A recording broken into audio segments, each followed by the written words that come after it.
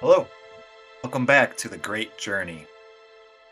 A great journey. You guys got it. A book club podcast where we delve into the world of Halo one installment at a time. We'll be covering the books, graphic novels, films, and of course the games, and talking about them in a very informal and fun way. My name's Charlie, and I'm joined again by my fellow co-hosts, James, Tom, Robbie, and Will. Unfortunately, Jim could not be with us tonight, so it's too bad. But welcome back, guys. How's everyone doing? Fantastic. Pour one out for You know. Jim. Pouring out for Jim. Take a little sipski for Jim. Let me ask up front. Did everyone read the assigned section? Yep. I actually Yes. did. Yes, Okay, good. but it was about, I don't know, a month ago. Oh, So Tom is it okay. might be a little rusty. Okay. Yeah, don't worry, because I got some notes here. I even I'll show you guys. I highlighted stuff too. Look at that. Ooh. Yeah. But Professor good. Charles. Just glad everyone read. Today we're gonna start from the beginning. That's the release order beginning with The Fall of Reach by Eric Nylund. We're going to be delving into the prologue through chapter 9. But before we do, because it's my turn to host, and because this is our first episode going into the actual media, I just want to quickly establish the format and how this is all going to work going forward. So we'll be going chapter by chapter. The host, myself tonight, I'll start with a brief synopsis of the chapter, and then we're going to delve into the discussion. I know we previously talked about playing PvP while we're discussing, but after some trial runs, it became pretty clear that our discussion was being affected with us playing in the background. So we're going to save that PvP match until after our book discussion. So y'all agree with that? Yep. I think Absolutely. so. Here. Cool. All right. Anyone have any questions, comments, concerns before we jump in? My concern is if we do trivia, I will fail because your trivia questions No more are trivia. not trivial.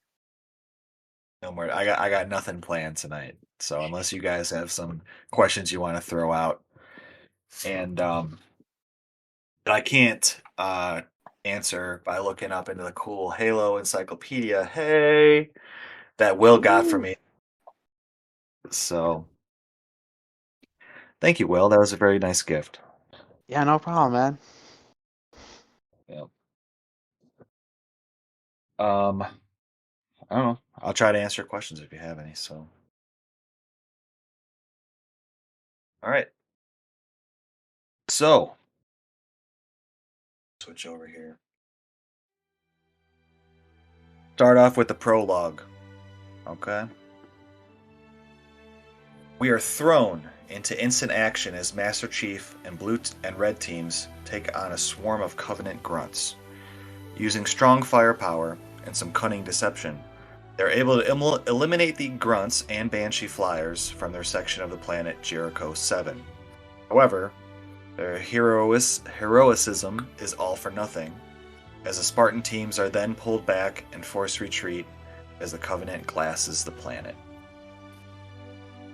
So that is the prologue. That's our introduction into the Halo universe and Master Chief. Our thoughts? I think Yeah, it was a- go ahead. No, I was just gonna say I think that was a cool way to just like get into it, get right into the action, kind of do a little bit of foreshadowing on some of the key players and kind of what their skill set is. But yeah, it's I thought it was a good way to just set the tone. I would agree. It's a good intro to the power behind like what a Spartan and this fire team and their value is, right? This being the first book written, I think it's an exciting way of hopping in there and kind of saying, okay, wow, this group of people can, demolish basically platoons of grunts and banshees. Yeah, they're basically like outnumbered like 1 to 100, hundreds really. Yeah, tons and tons of grunts. I don't know if they said exactly how many. But I agree with you guys in the fact that like you see up front, them working together as a team. They have a whole um not an ambush, but like a secret attack lined up. They rappel down the side of the cliff, and they explode the banshees as they fly at them. That was pretty cool. Um, Looking back on it, I feel like I appreciate the just destruction that they like wreaked on everybody, and it was a fun way to start. But like, it kind of just felt in a good way. It felt like you were just like in a game, um, but it also just felt yep. like that's what you're supposed to do. And you looking back on it, and you go through like the progression of the finding the kids and all the stuff that we're going to talk about later. It makes you like appreciate it a little bit more, like the destruction that they're able to wreak after you read about kind of their origin story a little bit more, for me at least. You're saying almost like it makes it justified, or what are you getting at? No, it just you jump into the book and you're like, yeah, this is what's supposed to happen. Like I get it, it's Master Chief, he just wrecks shit. But looking, then you read like there's his origin story, and it helps build like, okay, I understand how he can able to like wreck shit. Like it's not like just some superhero that is manifested into this world. Like it's a real person that kind of builds into this juggernaut. Sure, sure, yeah,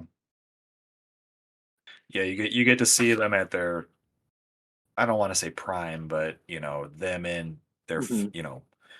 100% Spartan um action. So It kind of also shows like the hopelessness of the situation because they kill all these grunts. I mean, they kill hundreds of them with their trap, and then at the end they escape and they fly into orbit. And there's a part at the very end where basically Chief is looking out the window and he sees uh, like 3 dozen cruisers start glassing the planet. And it's kind of like, okay, well, what was the point of even doing the battle and that trap and stuff? It's like, you know, the Spartans, they can like take them on the ground, but like when it comes to like ship combat and stuff, like it's kind of like a hopeless situation for the humans. that's a they did touch on that in this chapter up front. I forget exactly what was said, but it's essentially, humanity is getting destroyed in their orbital battles, and the Covenant are slowly moving into their galaxy. They can't stop them. I got I got a quote right here. It's from like the last page, and it says, there had been 10 years of this. The vast network of human colonies whittled down to a handful of strongholds by a merciless, implacable enemy. The chief had killed the enemy on the ground, shot him, stabbed him, and broken them with his own two hands. On the ground, the Spartans always won. The problem was the Spartans couldn't take their fight into space. Every Right. minor victory on the ground turned into a major defeat in orbit. That's So, kind of interesting too, because you could draw similarities to like real military, right? Where sure, one approach is throwing a bunch of infantry and numbers at a problem, and until someone gets like the stronger, more trained segment where you can do more with little. But then it really falls down to complete machine technology is going to kind of beat each other out. yeah. If you don't have like air superiority, it's like, I mean, it makes things extremely difficult. Especially in this modern, not modern, future warfare, I suppose, So, yeah, that was a great quote. Will, I had that starred as well, actually. So you found the one I was trying to find, but yep, humanity's getting their butts whooped is clear here up front. So, but overall, I thought it was a good action-packed introduction chapter. Like Will or like Tom said, you're kind of you feel like almost like you're playing the game. That's something you might see in the game. So points everybody. But on chapter 1. The year is 2517, 18 years prior to the events of the prologue. Lieutenant Jacob Keyes is awakened from cryosleep as his vessel approaches the planet of Aridnus 2. He's escorting a woman named Dr. Halsey on a secret mission she later reveals is to observe a child. It becomes clear that Halsey is the one in charge, and she deliberately picked Keyes for this mission due to his proven record of being able to keep secrets. Ooh. With the outer colonies under constant attack from raiders and insurrectionists, Dr. Halsey thinks that the child may be the answer the UNSC is looking for to police the outer colonies. So, introduced to Dr. Halsey, clearly a major character both in this book and the games. So, what do you guys think? I think it's a really good introduction to Halsey. It kind of tells you a lot about what kind of person she is, in that she's kind of extremely confident and extremely intelligent. She's in charge. She's a civilian, but she's basically bossing Keyes around, which at this time, it says here that he's a lieutenant. And she's like giving him orders and telling him what to do.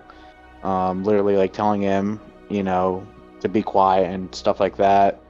So it kind of tells you what kind of person she is, like her character, and also like how important she is to the Office of Naval Intelligence. If she has this kind of power to be ordering, a lieutenant around her just being a civilian. Yeah. Does Keyes know that she's ONI right now? I should reveal that. I forget. He definitely knows that she's important. Right. Some key takes. Aridnus 2 is a planet in the outer colonies. It's considered in a dangerous location. It's patrolled by pirates.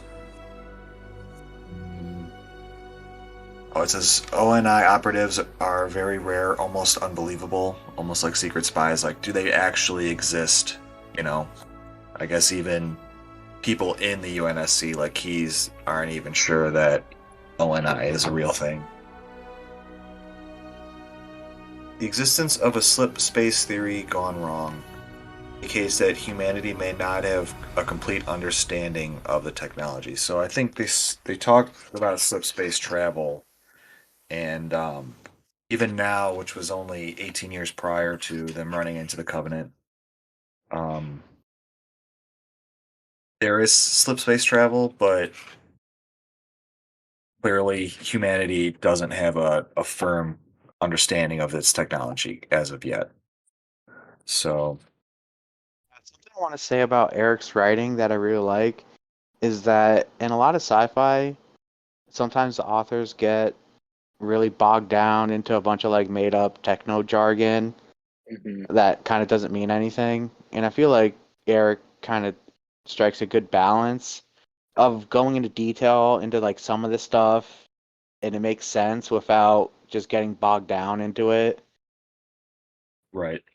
I Like the agree slip with that. space engine and stuff like that.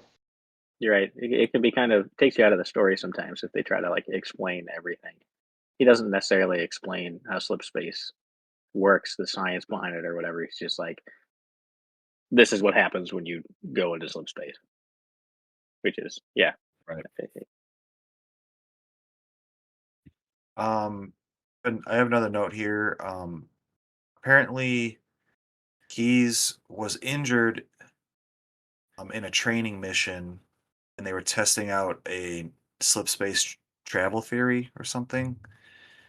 He was injured, but he kept this a secret of what happened on that um, training, on that experiment.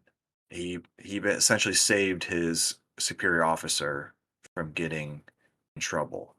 So that's what um, Yeah, I think Halsey saw in him. that reveal on why she picked him because of that was kind of got you. You kind of knew that this mission they're on was like some real serious secret shit that they're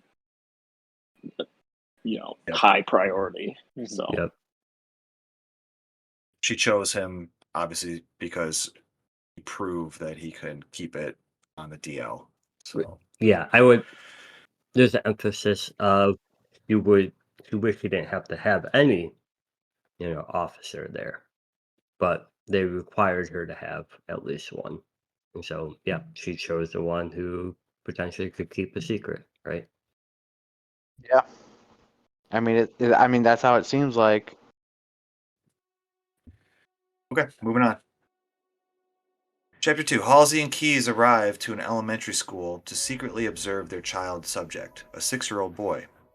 The child, given the designation number 117, was found to have the perfect match of genetic qualities for her study, but she had to see it for herself. They find subject 117 playing King of the Hill with other children, and we observe that he appears to be stronger and faster than the others. Halsey introduces herself to the child, who says his name is John, and issues him a test in disguise. Correctly guess the side of a flipped coin. Tom guesses correctly, wins the coin, and Halsey decides that the child is indeed her perfect subject. Although we don't yet know what this is all about, Halsey feels almost guilty of what is to come. Ooh, foreshadowing. Yeah. One quick thing I found interesting was John was also the first subject picked, right? Like of the 75, it's 75, right? Of the 75, he was number 1, which is kind of weird that, like, how can you make a judgment call and know, like, yes, he's showing characteristics of what you would like from a Spartan, but there's no other baseline to evaluate him from compared to the other children. Well, I think she was going off of essentially genetics at this point. She somehow knew that, he was physically fit. He showed smarts, stuff like that. And I think there was 150 potential kids. That's why he's 117. So he's of the 150. So Yeah, I think it's like implied that they have like the DNA of like hundreds of millions of kids, and these few kids are like what match what they're looking for. I think it's like implied somewhere, something along those lines, and that's how these kids were like selected, right? Yeah, right. And it's really interesting to me that, yeah, she looked at all these different aspects of these kids, and then her final test was whether this kid was lucky or not, right? Because I mean, you can have, you can be super intelligent, super strong, whatever. You could have all the ingredients, but you need a baseline level of that stuff, and then you need luck in order to propel yourself to the next level of success, which was really interesting to me. What's the best way to quantify luck with a coin flip? Is that true? Yeah. Will? I mean, I guess that's one way of trying to quantify luck, I guess. You gotta go all in at the roulette table, and then Yeah. you're in, Spartan. You gotta hit. Yeah. Now, do we think it's all luck, or that there's some sort of aspect where he's just looking at the coin flipping and makes an educated guess? That's actually a good point. I think it kind of insinuated that he could be, quicker Yeah. on recognizing the coin thing. Was it luck? I don't know. I like But to think it's luck, that he's a lucky Probably guy. was. I mean, it could be luck, because luck, I don't want to, like throw out big spoilers here, but luck does come into play later in Master Chief's story, like in the games and stuff. Do you know what I'm talking about? No, it's been a long time. Okay. I think this chapter tells you a lot about Master Chief too. Like even as a kid, he's super confident. He's a badass. He's playing these games with his buddies and stuff, and he's still kicking their ass. There's a part here that mentions like Halsey steps forward and says he wants to talk to one of them, and the other kids kind of like step back nervous because they think like they got in trouble. But John just like stands there defiantly. So that's already kind of telling you a lot about him, even as a kid. Yeah. Definitely his ambition to always win is there. I kind of wish they went a little bit. I wish there was a little bit more, and maybe this comes out later in the book. I'm not too sure. A little bit more of his like initial couple of years of being a human, right? Like, what was his childhood like that really propelled him to like, hey, I want to win. I want to win. I want to win. Yeah, he's super competitive. Which is also another. Where are any of the teachers or other adults? Why are there a bunch of 6-year-olds pushing each other and beating themselves up down the hill? It's an elementary school. And then Watching you now. let two random strange adults walk up to the children. Would not fly in 2024. They were in disguise, pretending to be parents, wanting to send their daughter to. Oh, is true. that's right. That's and right. You might want to remember this point about the daughter, because that might come into play later. But yeah, they were in disguise. Here, real quickly, James. Yeah. Here, the quote is, We have 150 test subjects to consider, and facilities and funding for only half that number. So, like I said, they had 150 kids they're going to look at. I don't know if they're flying individually to go look at all of them. I certainly hope not. That's a waste of taxpayer money. But Yeah. But yeah.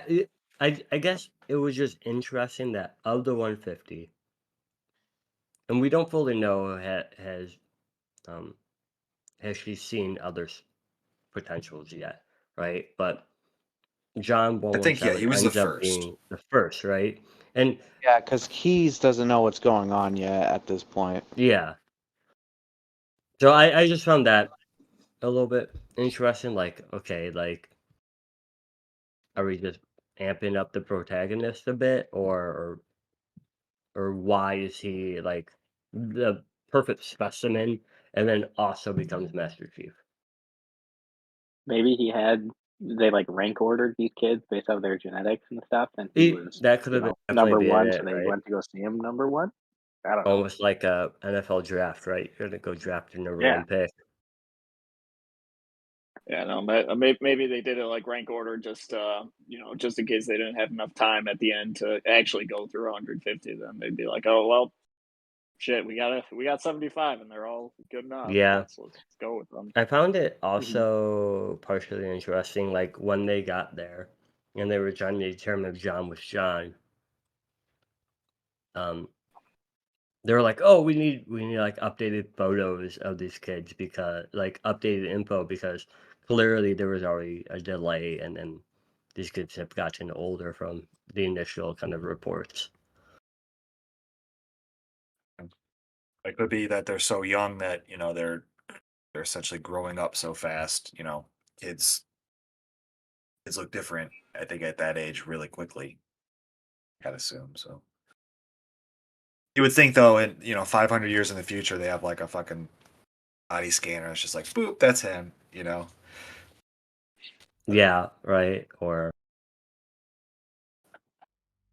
All right, we're gonna move on. Chapter 3. Introduced to the planet of Reach, revealed to be the home of a large military and industrial base. Dr. Halsey, with the help of a specially created AI, Deja, and a military officer named Mendez, address the children selected for the Spartan 2 program. The children are told they will become the future protectors of Earth and its colonies, that they will be unable to return home, and although the training will be difficult, they will all be successful. However, Halsey appears to feel remorse about the upcoming fate of these children and withholds the full truth. So this is when we find out that they were all kidnapped. well, no one really knows that besides a few people, right? But I like how they try to amp them up of like, you guys are the saviors of human race, and so we chose you, and you're gonna Well, serve. you got to do that if you fucking kidnap them and take them Yeah. away from their families forever. Right? Yeah, You got to definitely. give them some reason. I don't remember. Do they say? I know they say you can't see your parents anymore, or your family. But do they mention like why these kids can't see them? It says here, Deja, the AI, which by the way is likes to model herself after like a Greek goddess in a toga. It says Deja cautions her, saying the truth has risks, and so do lies. Dr. Halsey replied, any story fabricated to motivate the children, claiming their parents were taken and killed by pirates or by a plague that devastated their planet, if they learn the truth later, they would turn against us. Went well. Yep. And then they also go into the options of possibly selectively erasing parts of the memory. And Dr. Halsey's like, no, because that might really fuck them up mentally. Yeah. So I don't think they end up lying to them.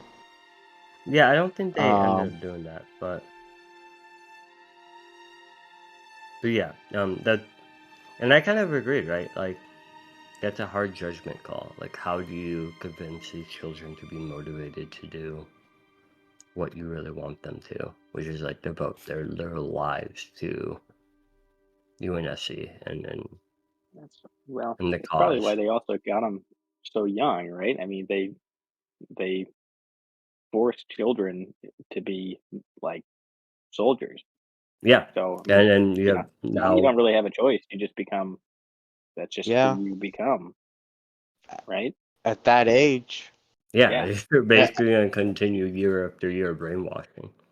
You're super malleable at that age. They're basically starving these kids, forcing them to do what, they want them to do with like sleep deprivation, basically like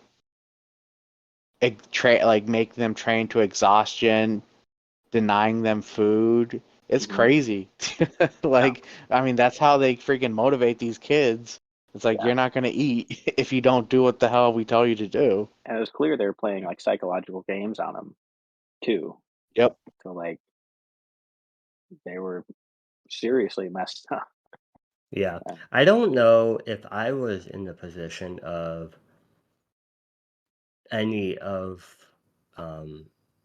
the extra military staff, right? I don't know how they can kind of keep their military composure, right, and the same sternness as they would any other recruit to literally 7-year-old children. Yeah. Yeah. You gotta be pretty fucked up. You gotta have a lot of damage done to you in order to do that kind of damage to somebody else. Also, going back to the coin flip, because I'm stuck on this Oh, coin flip. can't let that go, huh? So the okay, so they had 150 kids, right? That they were gonna go check Yeah. out, and then they brought Uh-huh. 75 into the Spartan program. Yeah. So that's just a Yep. coin flip. That's half, right? So did they only select Great the point. lucky enough to, or unlucky Oh enough man. to select the correct side? Wow. That's a good point right there. Well, Does the And encyclopedia this say is anything? it's this kind of analysis that you'll only find here at the Great Journey. The A great great journey. journey. So all the stuff, I've you're completely forgotten everything with the storyline, but like all the stuff that Master Chief does for humanity, saves humanity, basically in the end came down to a coin flip. Yeah. 50-50 Well, chance I that think humanity's saved. that's not to say, there wouldn't have been another Master Maybe Chief, not. you know, That's at, true. whoever guess heads, but I would yeah, the character we know, I it would comes say down like to a coin flip. at some point there would have been another Master Chief, right? Someone But would it would have have been the same taken outcome potentially just not, because they had the right? title. Like Yeah. yeah, true. Yeah, I mean, is Craig 117 really going to be saving us? I don't think so. With the name Craig. They did pick John. It's like the most basic name, I mean, it sounds almost made up, right? John Doe. kind Oh, of. yeah. Great point, Tom. Now, I didn't think about that, but you're spot on. Essentially, It we're talking just about clicked. we're talking about 50-50s here.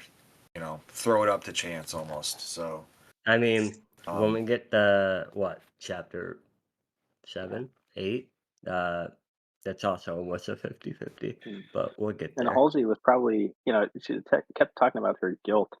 Like she was probably did it just to give some kids an out. Oh, yeah. well, Yeah. no, I said Well, it they only last. had enough to. Go ahead, No, go Rowdy. ahead, Charlie. You had my No, point, so go ahead.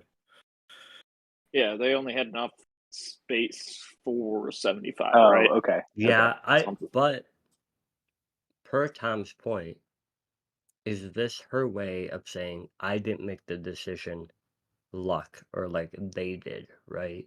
Like Yeah.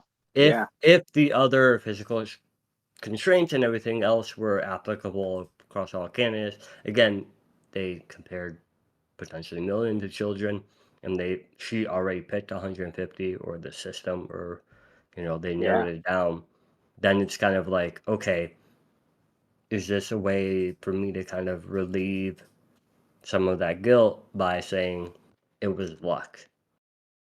Like a slight moral out for that. Yeah. Could have been. Totally. I love that analysis. Point. Yeah. Dude, I agree with both you guys, 100%. Because you can see it too at the end where she felt weird calling him by John, right? She wanted to try to avoid it and think about John as literally 117 and only a Hmm. number. Um, so there is kind of like a battle. Yeah.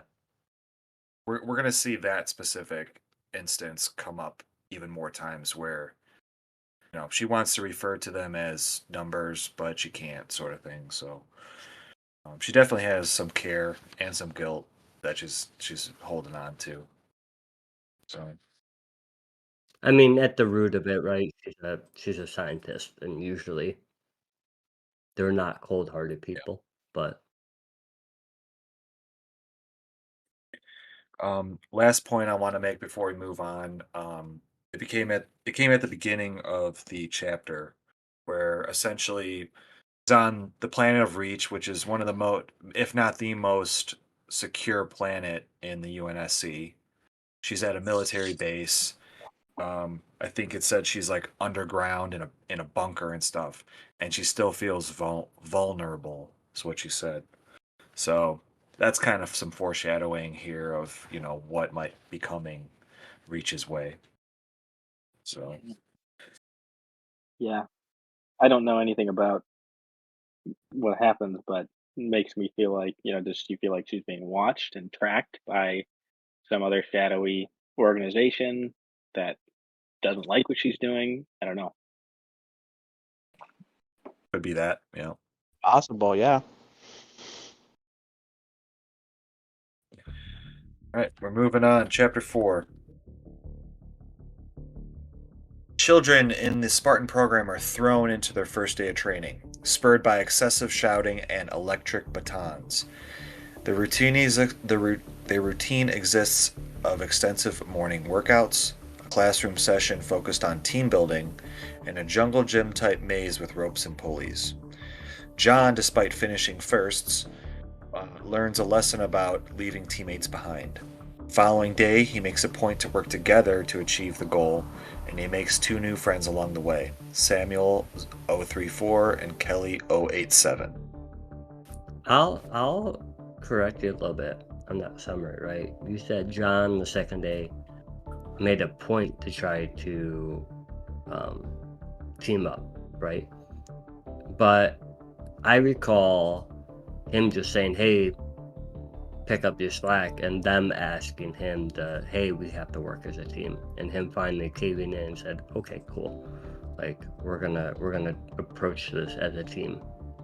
That's how I took it. That was after the first day where he doesn't play as a team, right? Yep. And he gets first place, but it doesn't really matter because teammates got last place, so they didn't get dessert and anything. So he learns the valuable lesson of teamwork makes the dream work. And so the next day, he works together as a team with Kelly and the other dude Sam. to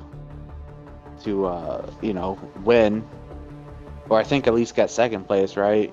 The second day. I don't remember if they won or I don't think they were all first, but they weren't last, I think. But Yeah. yeah.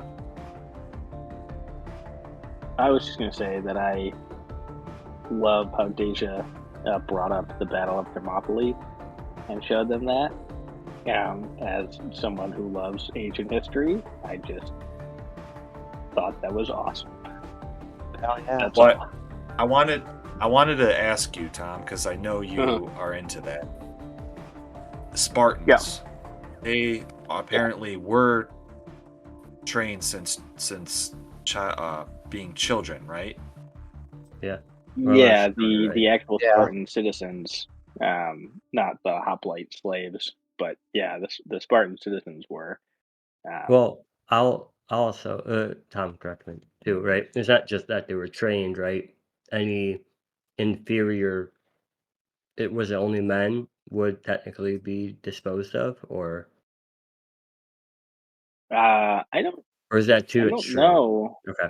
I don't know. I mean, it wouldn't surprise me in the ancient world that happened a lot. Not just in like a hyper militaristic society like Sparta, but that happened. You get rid of children with disabilities, that happen very frequently. But yeah, all the citizens would basically, like male citizens, obviously, would they were trained as soldiers from birth, and then as they graduated, I can't remember how old they were, probably like young teenagers, they would elect one leader for like that group of people, and they had for like I can't remember the specifics, but they were kind of elevated throughout their life as like a leader, and I think they had like greater opportunities in politics. So a lot of like your trajectory early on, or in Sparta, was decided early on as like a teenager, from what I understand. On the Battle of Thermopylae, that's the movie 300, right? That's where they. Yeah, Yeah. Gerard Butler, man. With those amazing six-pack abs. Yeah, just like that in real life. Overkill. That's a great movie, by the way. Not sure how Yes. historically accurate, though. I haven't seen it in a while, but I mean, that's where they get their names from, the Spartans, right? Yeah, I'm pretty sure that's where they got the similarity. And just like the Spartan kids, they're getting trained from a young age. Mm-hmm. It also shows like they're not just getting trained physically, but they're also getting taught military history, military tactics. I think also they bring up like I might be remembering this wrong, but don't they also show them footage of like a pack of wolves taking down an elk or something? Yeah. Mm-hmm.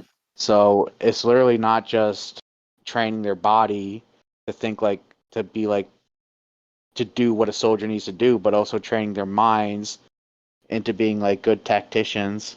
Yeah, they call that out later. I want to find out which chapter. That basically what you're it's in the saying, same right? There chapter. is it? It's just a different day.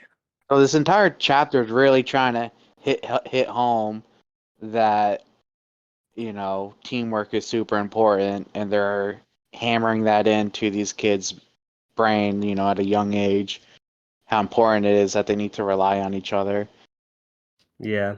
I guess I wasn't bringing up the idea of the wolves video, Charlie. I was talking about the comment of them not just being physically capable and superior, but also mentally and their mental levels being superior than I forget what age they call out.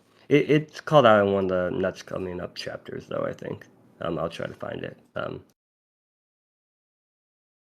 Yeah, if you find it, let me And know. just to like paint a picture of like their namesake here, so like the Spartans, like the old ancient Spartans, were super simplistic, super hardcore, um, like, and their language they spoke in as little like words as possible, kind of get their point across. Um, like one of my favorite example of this is I think it was might have been either Alexander the Great or his dad Philip sent a letter down to Sparta, and he, this great big letter that's like, if I come down there, I'm going to kick your ass. If I come down there, I'm going to, steal all your women and, take, you're all going to be slaves forever, right? And it's this big, long, like threatening letter. And Sparta sends one word back, if, and that's it. Like, they're F. super F. hardcore badasses. Just if, Yeah. like, I fucking dare you.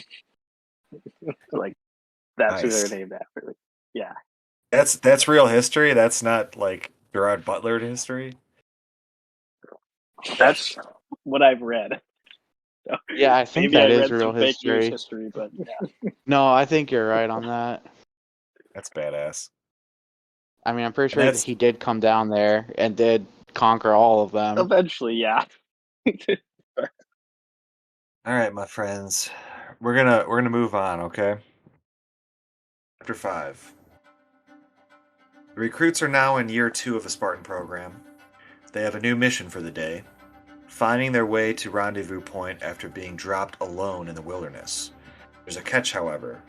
Last trainee back will be left behind. This, of course, doesn't sit well with John, so along with Kelly and Sam, they concoct a plan to get everyone back safe. Recruits successfully regroup, and upon recognizing a potential ambush at the rendezvous ship, they creatively incapacitate the guards, hijack the dropship, and get everyone safely back to base. Officer Mendez and Dr. Halsey recognize the leadership and care that John exemplifies and decide that he will become the squad leader. So we're 2 years on from those first days in the program. They're still training, clearly. So. Something I found humorous about this chapter is, and maybe I'm skipping ahead a little bit, but how much these kids just like kick these guys' ass. Like these guys are just like military trainers, and I'm pretty sure at least like one of them straight up gets fucking murdered by this John and the other kids. Yeah, so were these just like random trainers that Mendez like just sent to like get fucked up? Yeah. Poor guys. Literally, they're like just like tossing stones and beating them with fucking sticks. It's crazy. Yeah, if it were like 10, 15 kids, maybe, but you're talking about 75 kids here that, Yeah, how many 8-year-olds do you think you could take down before you got taken down? I'm probably good for like 3. To be fair, like they were only equipped. There was 5 or 6 of them. They were only equipped with a stun baton. So like, what more are they gonna do anyways? Even if they, all 75 approach them 1-to-1, or like 75 versus 5. It also shows like more teamwork. Mm-hmm. These guys all work together. Yep. They have strategies. Were they expecting the kids to kind of find each other and team up like that? No. Thought it made it kind of sound like they're like expected all the kids to just not have that communication they had at the start, where they kind of pointed at the lake to kind of team up. That's a good point. I bet Mendez expected and kind of hoped it would, right? That's how you can get out of there. But and part of that is a clue of like, okay, the maps are all scattered, right? Everyone has their own part. But or there are duplications in there. But yeah, I don't think these 5 people thought, oh yeah, here's all 75 of them. Yeah, they all had like pieces of a map, so I assume that they're meant to get together to find out the big picture. That's why I think them meeting together might have been pre-planned. So, but the whole not letting anyone back, or having once they get to the rendezvous getting beaten up by some guards or something, I don't get that. But obviously they did the right thing, in the end of it. Who are the children? So Makes me curious about these trainers. Like, what did they do to deserve this duty? Like, those are like real people, fictional real people. I feel what like did they do to get that job?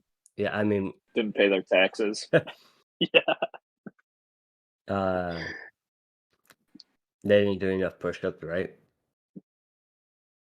Well, I would just say, like, I think they were better off than, I'm foreshadowing here a little bit, than the folks in Chapter 9 when we get there.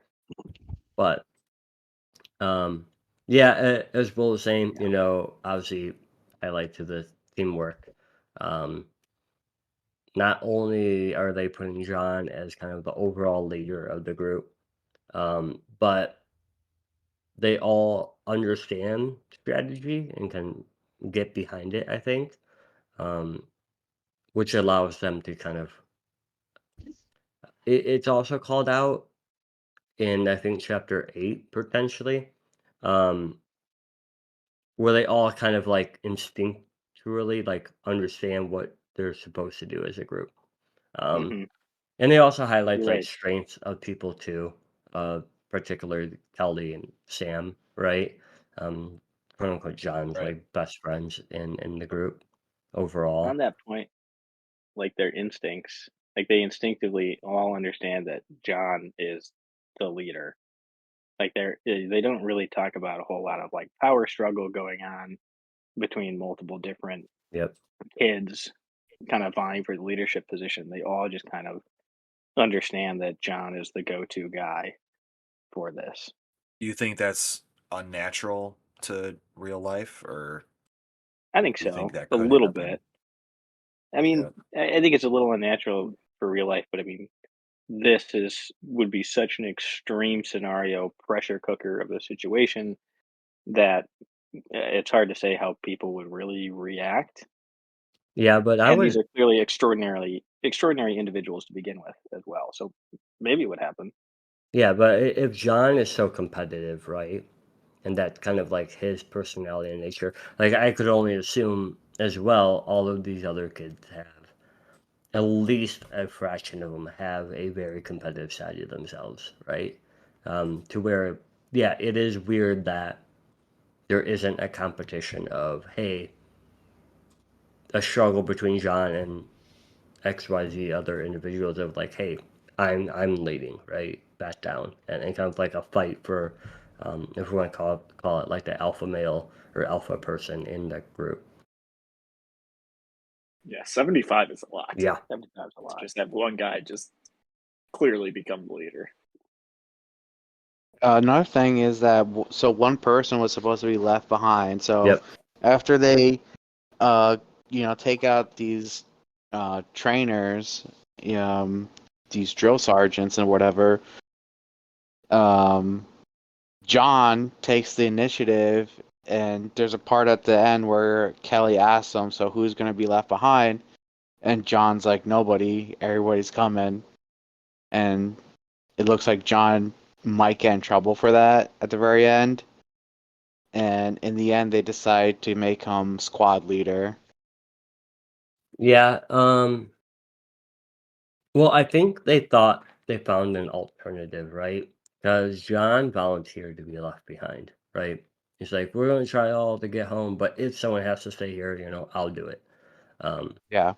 which is very obviously selfish or selfless of himself to kind of um, go down that Yep. approach. But I think when they found the other or the current dropship with the guards on it, they found that as an alternative to where like, okay, this is our chance to not call for the dropship and leave one behind, but now we all can go because we're just gonna hijack this and get out of there.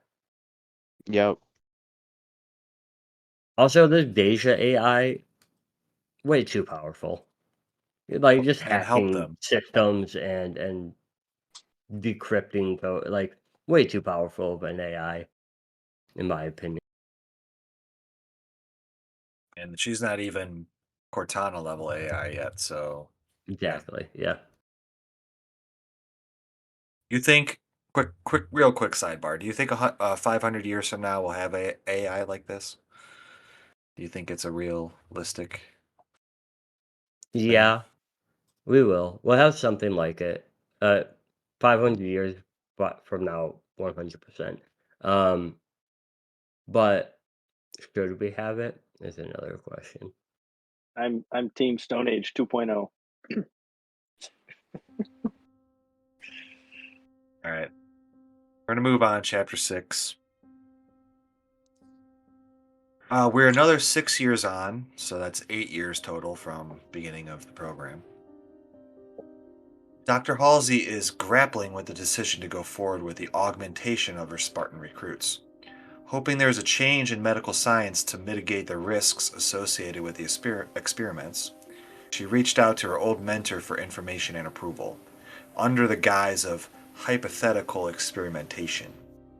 However, it is made clear that there is no avoiding the risks, and the reader is provided a long list of them, possibly resulting in blindness, deformations, and even death.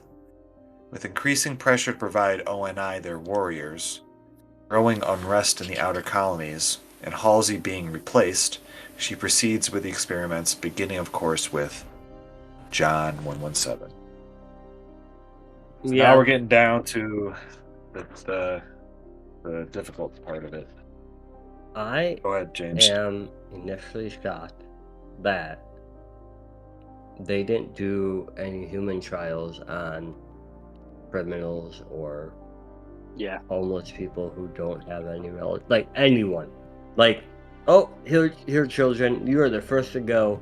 Because when we look at the stats, it's significantly higher death rate than what was given per augmentation, right? So one could say it's because you're adding all of the augmentations that death rate went higher than kind of initially reported. But like, I found that kind of interesting that over all these years they didn't military kind of like abuse their power like they've already done and test it on human trials. But I guess one could say is like, is there an age limit that you kind of have to do this by? Like, could you augment an adult? I'm not sure. Like, especially since they like invested so much time, energy, and money into these people, right? Seems like a huge waste. I mean, if you're thinking super cynically, like, you know, sociopathic, right? There's a huge waste of money, time, resources, whatever, doing this. Yeah, James, you make a good point. Like, they could have just, you know, they're clearly not great people doing this. Like, maybe they could have just taken other 8-year-olds, 10-year-olds, however old these are, and test them out instead of doing it on your, you know, prized possessions. If you're thinking really, go to the other 75 and In the chapter was a hypothetical study on bonobos. That's monkeys, right? Yeah, bonobos. Mm-hmm. They're closest relatives. They're like chimpanzees. Yeah, but they also call out that they had to stop trials, right? Because they made super apes. No, Is that how Planet of the Apes started? no, they weren't super I don't know lucky if they apes. said, I want to say farming them, but they weren't like growing them basically for trials anymore. There was something about basically them being a protected species. I'll try to find it, but I think that's why they had to stop initial trials on them. But still, like, I think we're calling out, like, you're gonna just roll the dice and see which one of your 75, like, or like, end up dying or not even being useful anymore. I don't know if you guys have played The Witcher or read any of the Witcher books, but it reminded me of The Witcher and the mutations that the kidnapped kids go through in the Witcher series. Because I don't remember specific numbers, but a lot of them die while they develop these crazy mutations and become superhumans. That's a very similar, a very similar idea.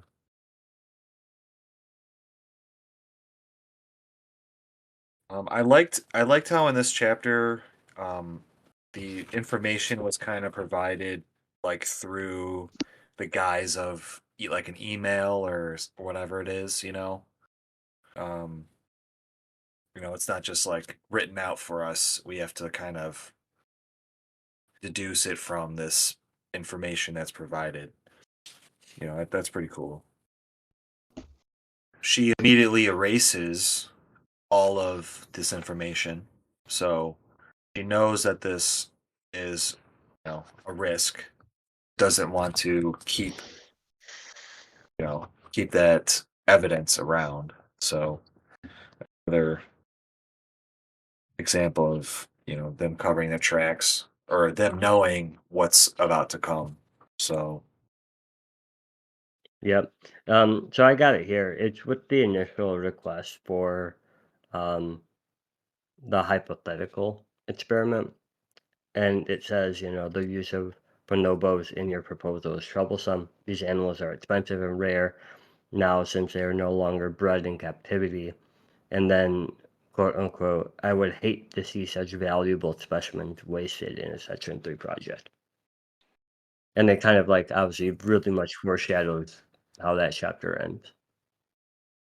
Or that monkeys are worth more than 150 kids or Well, 75 kids. this individual responding to that doesn't know it's about to be a bunch of children Right. murdered. Kidding, yeah. I think the last part of this chapter is just really hard to read, and it's like super sad when they're putting John under, and John's trying to like salute to Mendez, and he's asking, what's the twist on this mission? Yeah. How do I pass this mission? It's actually so sad to read that. Yeah, like this child only knows Yeah. how to win, and everything is a trial or a test. It says right here he's only 14 years old Yep. with Yep. the body of an 18-year-old Olympic athlete. I mean, these are just still kids, and yeah, it was just really sad. Yeah, you're right. So much was taken away from them. Yeah, hard to read that. You're right.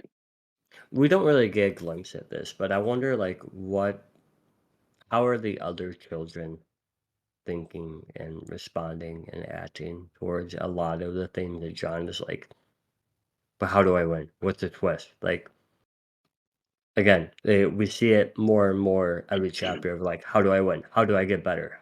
What did I do wrong? Make me better. I want to be better. I want to win. And I'm Yeah. wondering, is that really a John 117 thing, or is that like a lot of the children in the project just ends up Yeah. over 8 years It of almost military training, like just being that same mindset? seems like that just becomes his personality, and probably the rest of the kids' personality is just, how do I win? There's not much else to them. Right. Yeah, it's like part of their identity, just who they are. Let's find out what happened to him. They all die. John said, game's over. Story's over. Chapter 7. There is a ceremony held on board for the fallen recruits who did not make it through the augmentation. John, still recovering, comes to term with the loss under direction of Officer Mendez, who states that leaders must be willing to send their soldiers to their deaths if necessary. In the meantime, John trains in Fiancy has already become stronger and has heightened reaction time. Unfortunately, he first has to use his augmentations against fellow soldiers when they pick a fight and threaten him. Once again, Mendez guides him and ensures that he is to follow orders and protect oneself and one's team. All right, so I'll start here. Some math. After augmentation, there are 33 Spartans. 12 are 12 are disfigured or maimed. So that means that 30 died during the experiments. It's a huge cost. I was pretty shocked when I saw those numbers. Yeah, me too. For the successful augmentations is almost double that, or that same number in deaths. So Yeah, that's what I was saying. Like when I call back to, let me just grab the percentage. But if we look at the percentage of like in the initial studies in the hypothetical, it was like 5-10% death rate. Like it was minimal, and then now it's like 50% in these children.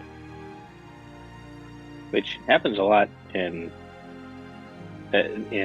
science. You go from early models, mouse models, chimp models, and things work really well. And then you move to, humans and things just break down. Yep. Especially when you pound it, just like they did all these different ones where it was like 95% chance of survival, and it's not just doing 95 times 95 minus 95 times 95, but like just some interacting could have just gone haywire, Yeah. The one, exactly. And that's one thing. Like the muscular enhancement is the one that calls out a 5% chance of cardiac failure. But when you're adding all of these augmentations all at once to an individual, that has to be a huge strain on the body, and then no wonder why 50% roughly ends up not flipping the coin the right way. Again, luck. So Halsey was doing all of this luck. Yeah. So Halsey was doing all of this to fight rebels. Is that right? Yeah. At this Yep. point? Yep. Put down insurrectionists, separatists, partisans. Sounds crazy. Like, is she like a brainwashed, like, I don't know the National Assembly or the Multiplanetary Assembly, but is she like, I don't know, I partisan, or something? Like, is she super hardcore in that sense? It just seems like this is way out of line for what they're doing, what the benefits would be at this point. I would say Without that. current con Go James. ahead. I was going to say, like, I think she cares way more about the science than what their purpose really is, right? And that's part, like, this happens in chapter 6, right? Her and Deja, of her saying, we need to buy more time. Like, it's not ready. I don't want to put these kids at risk. We need to buy more time. And Deja's reminder, well, if you don't do this now, one, the insurrection is going to get more powerful and potentially we don't have time. And two, they could just replace you with someone who isn't really going to care as much as you do about these children and the project. So I think for her, it's more like science behind the project and being science driven and less what their actual use as Spartans are. Yeah, my point was gonna be we don't have a lot of context right now of what this insurrection, what this war is. I'll call it a war between these rebels out in the outer colonies. Like, how bad is it out there? We don't really know at this point. But it's obviously bad enough to need Spartans. So Yes, it seems like, I mean, it's a big, I guess you could almost call it like an empire, and there's different colonies and stuff wanting to break free for different reasons. Like, that's the impression I get. and you're talking about massive, massive distances between space. I got to imagine that there's probably you're talking about billions, potentially billions of people here that could be insurrectionists. So, without context or current information, yeah, it seems like overkill, but we don't know yet. So, And on context, is this a galactic society? Is this multi-galactic? I can't remember. I want to say United, this is all taking place in the Milky Way, Okay. I think, but don't quote me on that. I believe you're right, Will. It's the Milky Way galaxy, but there's clearly this divide between outer colonies and inner colonies, where I assume the most innerness of the inner colony would be Earth. Um, you know, but as you move further and further out, there's a potential breakdown of leadership. So, Oh, yeah. yeah, I mean, yeah, if I don't know if you've all seen the TV show The Expanse, but it's a great sci-fi show, and I highly recommend it. But for them, right? There was Earth, there was Mars as a kind of group of people, and then you had the people they called the Belters, who were all the way out at the asteroid belts, who were mining, right? So you had a kind of like, yes, they're all human, yes, they're all supposed to be under the one listening to Earth, but as history has shown, right, when you're so far separated from the decisions and kind of forced to kind of follow the guidelines of whatever these other individuals so far away are telling you to do, there's a high chance of revolt. Shout out to The Expanse. That's a great show. Yeah, 100%. I love it.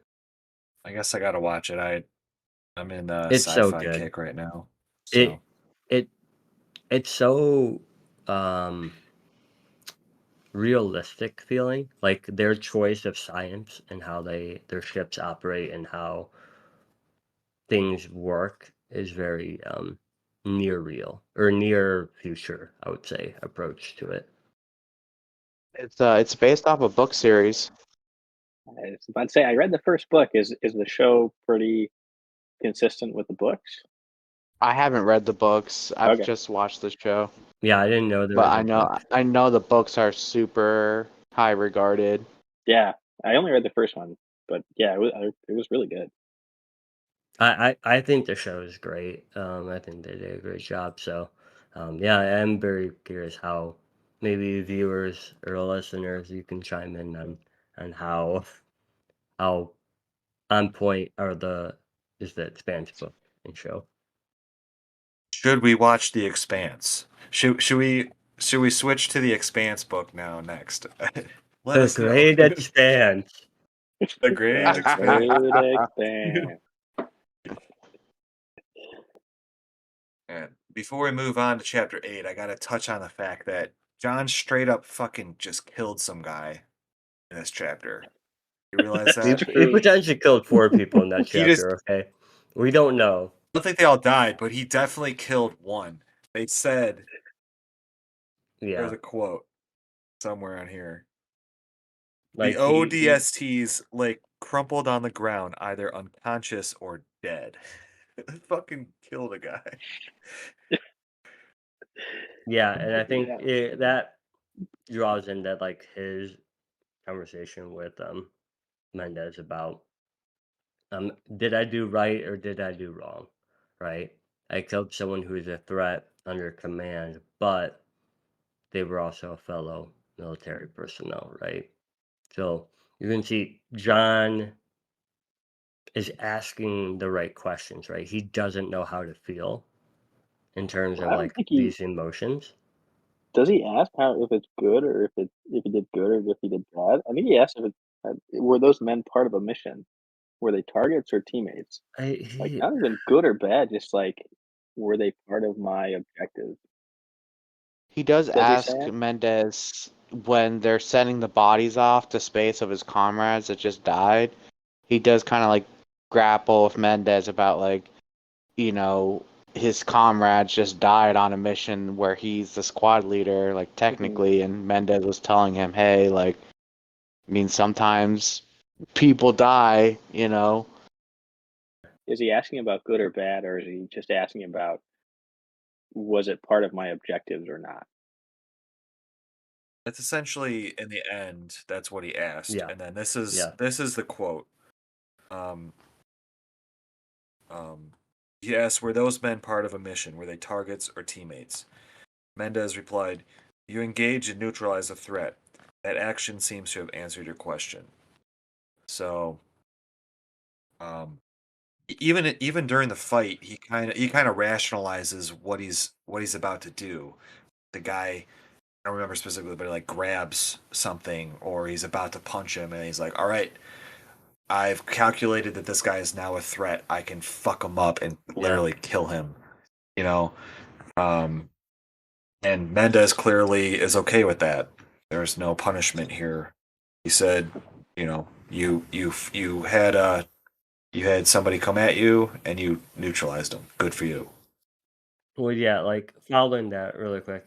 So this is the part where I think John is questioning like good or bad, right? John wrinkled his forehead as he thought it through. Like, I followed the chain of command, he said.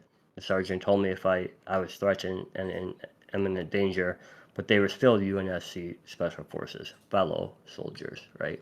So he's like, he's questioning like the morality of it, and Of like and just following orders. yeah, even though it Yeah. resulted in again more death of fellow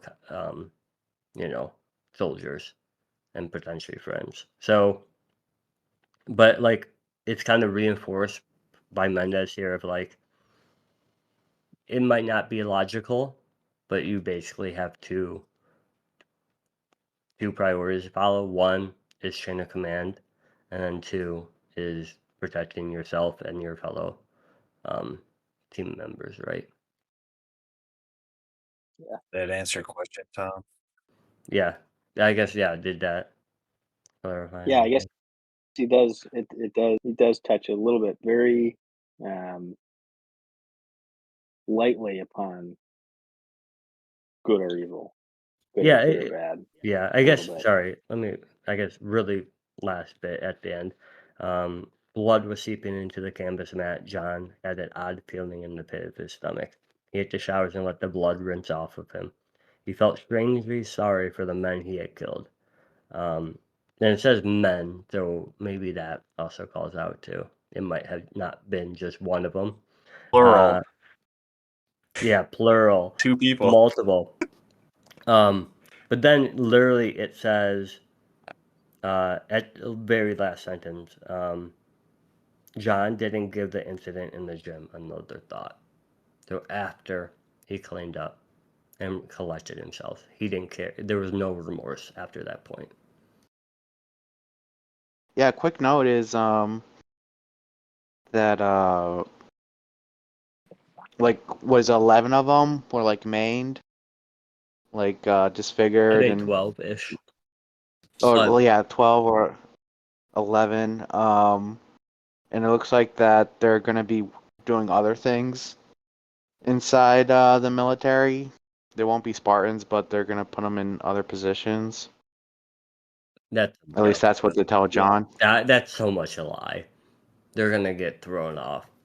I don't know. In my opinion, You think so? Oh, Oh 100%. shit! You think the military Oh is my gonna? god! Fuck. They get shot out into space just like the bodies. I don't trust these people. They've already kidnapped and murdered 30 children. You think they're gonna want to put? Well, some of them are just strictly on life support, right? They can't leave their One setups. of them, it says, is in a wheelchair, shaking uncontrollably. Two of them are in buoyancy gel tanks, breathing through respirators, with their Yeah, like bones so what twisted they don't even if, look human if their anymore. bones are so like they don't look human? Like, are they gonna plan They a can work in the military? cafeteria or something. I don't know. My god. My opinion Give them a job was, somewhere. yeah, my opinion was that wasn't. No, I personally don't think any of those children survived after leaving that room. Yeah. Yeah, that's I guess we'll dark, see. James. I mean, I'll say it right now. If we somehow come across one of these characters again, the only one we actually knew that had a name was like it was like an Indian kid's name, Yeah, the one kid in and the he was wheelchair. one of them that was named. Fajad. Fajad. Yeah. I think I'm pronouncing it right. So I wonder if we run across him at some point in the universe. He's the one that's in a wheelchair, shaking uncontrollably. Yep. Yeah. Maybe they could still link something to his brain, and he could do some sort of tactical shit. Yeah. Mm-hmm. Let's hope for That is what they Vajad's kind of sake. like propose, right? Oh, their minds still work, so they can do intelligence and things of that sort. And one final note is that yeah, the augments like work now. They're super fast, super strong. I mean, I think that's part of the reason why that guy got killed is because he's still getting used to his like super strength. Yeah. Sure. Mm-hmm. 100%. All right. We're going to move on to chapter 8. Chapter 8. Dr. Halsey is swept up by Officer Mendez and taken on an impromptu trip to a secret training facility on Planet Reach. It appears that the enhanced Spartans have outgrown their current digs and need somewhere more discreet. She is brought to witness one of their exercises, a game of capture the flag. However, the defenders are military guards in Mjolnir Type 1 armor. Regardless, the Spartans dominate the exercise, skillfully incapacitate the guards, and even have time to cut the recording devices. It is clear to both Halsey and Mendez that the super soldiers are even more impressive than they expected, and finally trained in perfect time because they are urgently needed for a mission on Planet Harvest, or more to say, what's left of Planet Harvest. Bum, bum, bum. Alright, so we have a real-life game of Capture the Flag. It's pretty dope. It was kind of cool that, Capture the Flag was there. King of the Hill was a nice little call out, right? And for Yeah. John. Oddball. And now they're gonna go play some Slayer. So yeah. No, it game over.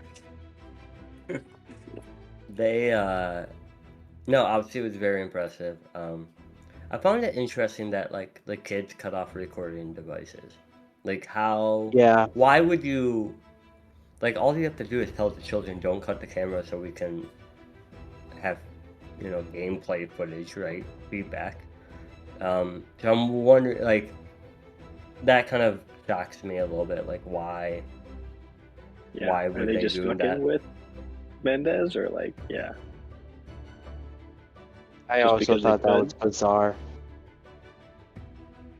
I don't know. I think it's just an extra addition that's just like, oh, they're so badass, super quick, super smart sort of situation, you know? Yeah, sure. I don't think it's really anything important. I think poor judgment on Mendez though.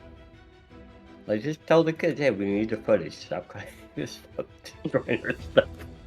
Because he's like every time we hide it in a new spot, they find it. So like clearly this isn't the first time. It is cool to hear about the Mark 1 to folks who play Halo, the video game, right? Definitely Mark 1 is a Spartan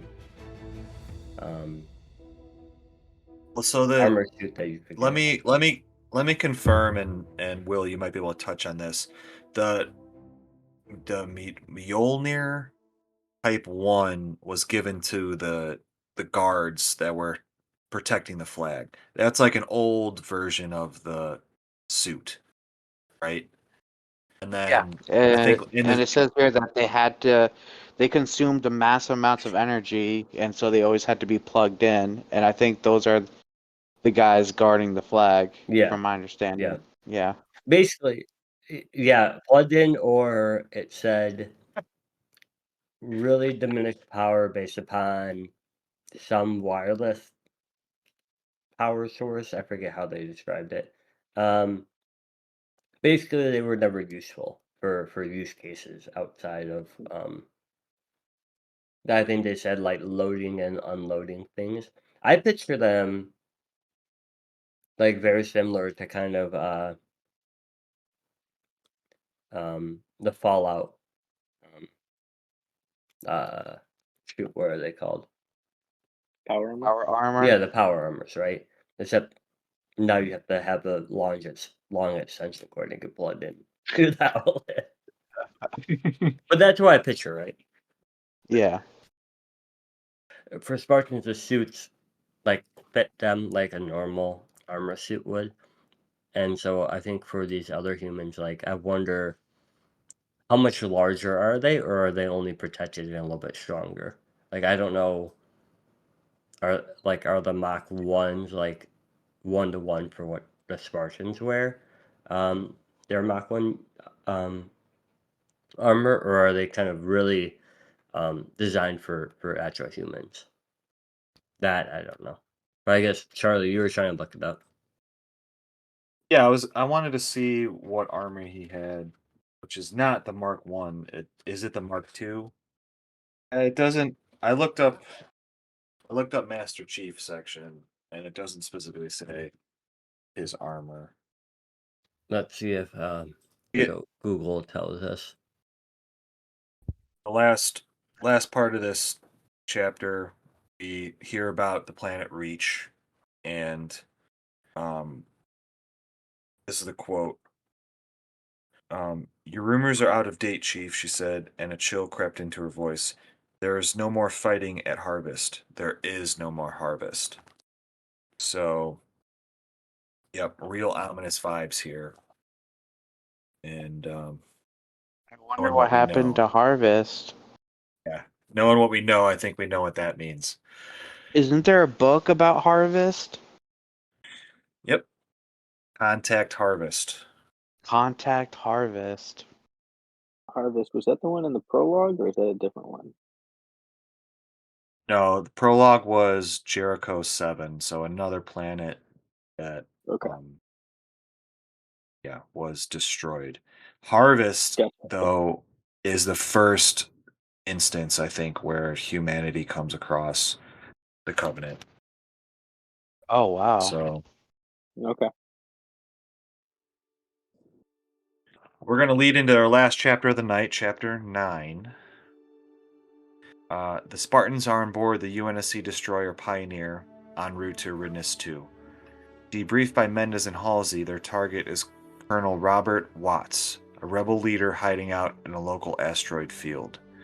The reason for Watts is twofold. One, it deprives the rebels of an organized leader, and two, by taking Watts alive, they can interrogate him and find a supposed rebel informant within the UNSC. So the UNSC has a leak, it sounds like. John assembles his small team consisting of Sam, the Brawn, Kelly, the Speed, and Fred, the Sneak, and Linda, the crack shot with the sniper. The plan, they will stow away on a known rebel supply ship, and once Watts is secured, they will beacon for extraction, or they will fight their way off the planet. So, first official mission with our Spartans here. I mean, it's not the mission yet. We're just getting debriefed on the mission. So. Kind of a cliffhanger for next time. Really quick on the suits. I just looked it up. It looks like in Halo Combat Evolved, which that year is 2552. They're at Mark 5. Mark 5. Yeah. Man. There were Mark 5s in Halo 234, which is timeline 252, or 2552 to 2557. There are Mark 6s, and then Halo 5, which is 2558. They're in Gen 2 Mark 6s. So they change up the generation of the systems to work with the new Gen 2 systems and tech suits and things under the hood, sounds like. What's the current year in chapter, I guess, 8?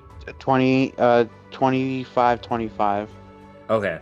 Yeah, so 30-ish years, right? Like, yeah, so I could see them, obviously, as Spartans need new armor, like them going up to Mark 5 by the time Combat Evolved happens. Good research, James. Thank you. So they're going off to capture this this military leader in this asteroid belt, right? They think this guy might have intel on a mole that's in the Office of Naval Intelligence. Correct. I think it's interesting that they're sending these four. Not ONI, UNSC. Oh. But yeah. Yeah, I think it's interesting that they're sending these 14-year-old kids to do this. Yeah. Gotta start them somewhere. But this can't be like that important of a mission, I guess, if this is like their first mission and they are like actual teenagers. Yeah, I would hope Doing that it wasn't like the chance of success was high. But Yeah, it's a teething mission, you know. See how they do, I think. I mean, I don't know, dude. This mission seems hardcore. Like, they don't really have an official way out of getting out of there. Yeah. They're just like, we'll just improvise when we get there. I'm not sure if it's in this chapter or the next chapter where they basically go over those kind of details. I said it's a little bit of a cliffhanger here, but Oh, yeah, it is this chapter. It's just like, how do we get out? And it's just like, well, we'll figure it out once we're there. I mean, what kind of mission is that? Yeah. It's like, you're gonna infiltrate a rebel base. Like, there's probably millions of people on this asteroid. How are you gonna find them? You know, it's crazy. hey, they're Spartans, okay?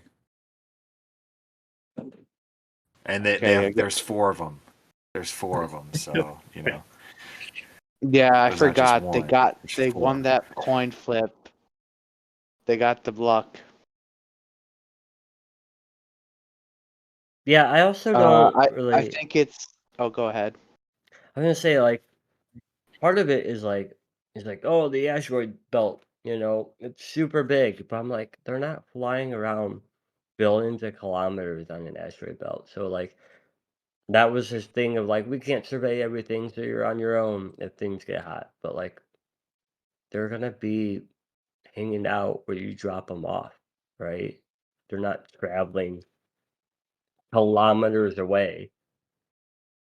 It just seemed a little weird. Yeah. I And gotta Yeah, assume. yeah. Couldn't they track them? Like they get on whatever ship they're supposed to smuggle onto, and then yeah, can't they just track that ship? Like yeah, that part confused me I too. Like You gotta assume that each one of these kids is worth billions of dollars. The training, the augmentation, I don't think any of that stuff is cheap. I mean, this is years and years of money that they've put into this. And they're about to throw away 5 of these kids into this crazy mission. Kind of Mhm. seems a little bit irresponsible. Yeah. Countless trainers' medical bills. Like, Uh, poor trainers. yeah, Hey man, I think it's your tax interesting that dollars at work, okay? they choose Sam, Kelly, Linda, and Fred. well, John did, right? Of course. So Yeah, John because it's definitely the only chose names Sam and we've Kelly. heard so far. And yeah, Yeah. They don't bother to introduce characters you don't need to know. Also, out of like millions, billions of like children, they have like the most basic white people names ever. Yeah, the only guy with the 500 years in the future. foreign name gets paralyzed at the beginning. So Yeah, right? we see what Yeah. you're doing, Eric. So it's they say a bunch of times that Kelly, like they bring it up 3 times already throughout these chapters, that Kelly is the fastest Spartan out of all of them. yep.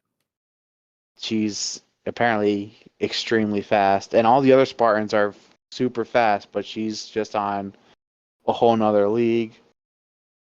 Yeah, and they say for Sam, like he has what better eyesight is like his perk, or like there was something in the when they were dropped in the wilderness about Sam's eyesight, and then him just being slightly better. Oh yeah. And I don't think they go into it yet, but I think Linda really likes snipers and long distance combat. Yeah, she's the crack shot. Fred I put down as the sneak, like he had I think he was the one that was like doing the undercover stuff or had like a disguise or something. Also, Can I say a fun fact about yeah, Linda? go ahead. Linda, she's actually on the Pillar of Autumn with the Master Chief at the beginning of Halo Combat Evolved. I didn't know But that. We'll get it. There's a reason why you don't see her in the game at all. We'll get into that much later when we get into the flood. Will, true or false that these individuals are what consists of Blue Team, correct? In Halo 5? Well, I think Halo 5 is the only time we actually see them in a game, but like in the lore, Blue Team is Yeah, this this team. is Blue Team. Yeah. Yep. Yeah, okay. Except for I want to say Fred. I'm not going to spoil anything, but I think Fred goes and does some other stuff. I feel like we're getting into spoiler territory. Right. Yeah, I don't want to go into spoiler Okay. territory. I just wanted to say a fun fact about Linda, just to get you guys thinking about, the next book we'll be reading and stuff like that. So. All right, guys, that's chapters prologue through 9 so far. Yeah, one last thing. I like how chapter 9, John gets promoted, the petty officer, 3rd class, but no one else I've known so far has got one promotion. So there's some favoritism going on, I think. I tried to look up like the ranks in the like naval ranks Yeah. after this. I'm like so confused. It's like everything is chief petty this, petty officer that. Yep. It's hard to keep track of for a layperson. It says here that Sam, I'm just going through chapter 9 real quick. It says that Sam recovered from the augmentations faster than anybody else, and that he's the strongest one out of all of them. And that he's a full head taller than John, and John's a pretty tall guy already. So kind of gives you an idea that Sam's like this huge dude. What do we think of this book so far? Speak candidly. I like I'm it. enjoying It's it. great. I like the way Eric writes.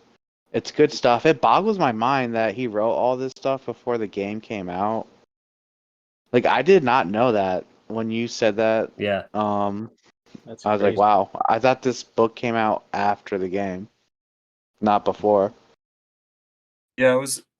From what I understand, it was quickly kind of together, quickly written in order to get it out and before combat evolved. So, I mean, I'm enjoying the book so far. I think it's kind of a little bit. I don't know what the word is. It's just, the characters we're introduced to are the only characters we're experiencing so far. The chapters are very short, to the point. It seems like it could be more like more young adult fiction. I guess is what I'm thinking so far. Yeah, which I is kinda get that fine. feeling. Yeah. I'm enjoying It's it. for a video. Yeah, I'm enjoying it too. It's kind of nice in some kind of way to try to connect the dots and not over tell everything and kind of have to figure a few things out for yourself, Sure. Yep. It's nothing too expansive, too difficult here to comprehend. So, but yeah, it's good so far, and I don't know how much more you guys have written, but it continues to get better. So, liking it. For sure. Before we hop into our game, Charlie, I would like to add a segment called Halo Dad Jokes. So, what's a kamikaze grunt's favorite song? What's a kamikaze? Could you repeat Kamikaze. that? What's a kamikaze's grunt's favorite song? I'm Ooh. blue, dabba dee dabba die. And now we may Yeah. proceed to our game. That's the one you came up with. The internet Okay. gave me that one, but we can think I like it. about more going forward, obviously. Great. Okay. Now that we've gotten through the discussion for this week, it's time to introduce our PvP tournament for the season. What does that mean? Following our meetings, we will be playing some multiplayer matches, the results of which will build toward an overall season PvP champion. Here's how it will work. There are 6 of us. Jim's not here tonight, but there are 6 of us, and the results of the match or matches will earn you points. That's 6 points for first, 1 point for last, etc. The winner will get to choose the game, map, and game mode for the next round, whereas the last will earn host duties for the following meeting. So if you're last, you got to be the host. In the end of the season, we'll have crowned our champion, and there will be a reward and or a punishment for the last bestowed on our fellow hosts. So, real quickly, guys, having played together last week, what what do you think your predictions are for this season? I'm not gonna host a single time. I think I'm going to be hosting a lot. I think, hosting will flop between potentially Tom and Jim. Tom and Jim. Yeah, we will see. Maybe we gotta switch things up a bit in terms of like how everyone potentially has a chance of hosting. Like maybe there's some handicaps going on, like everyone gets overshields and then, myself and Robbie don't potentially. And Yeah. Will is up there too.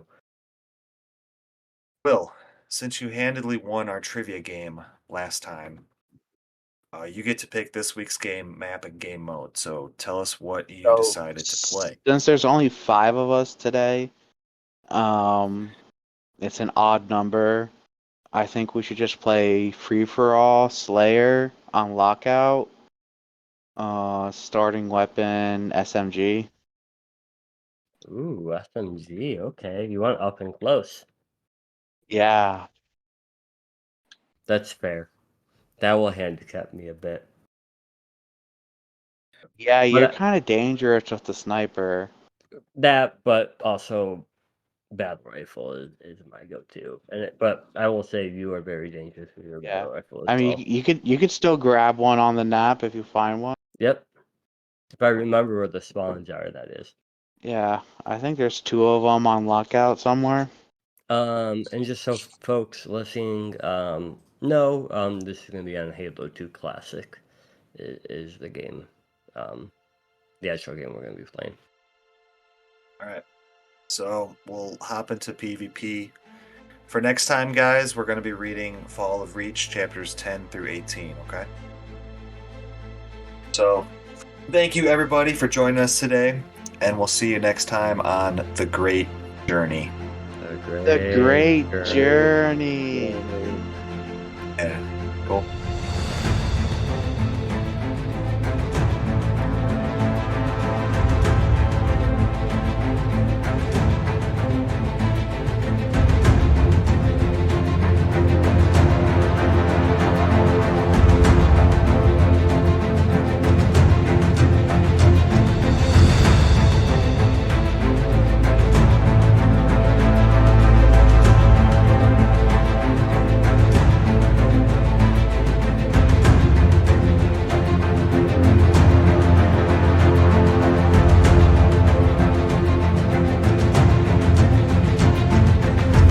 Hey, it's James, one of your hosts here on The Great Journey.